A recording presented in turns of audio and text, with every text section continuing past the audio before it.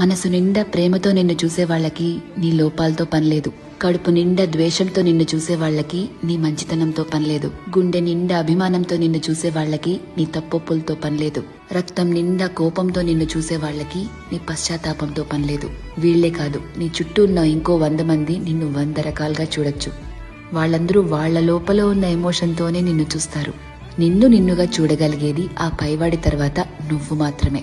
ఎప్పుడైతే నువ్వు నీలో ఉన్న తప్పులు ఒప్పులు, మంచి చెడు, నీలో కోపాలు, నువ్వు చేసే మోసాలు, నీలో మార్పులు, నువ్వు పడే పశ్చాత్తాపాలు, నీ చుట్టూ బాధ్యతలు, నీ ఆశలు, వాటికై నీ కష్టాలు, దేవుడిచ్చిన లోపాలు, నీ ప్రయత్నాలు, ఇలా ఎదుటి వాళ్ళని జడ్జ్ చేయడానికి మనం వెతుకుతూ ఉంటామే, వాటన్నిటి ద్వారా నిన్ను నువ్వు చూసుకోగలిగితే ఎలా అన్బయాస్డ్ గా, లాయర్లా కాదు జడ్జి లాగా, అప్పుడు నువ్వేంటో నీకు అర్థమవుతుంది కదా.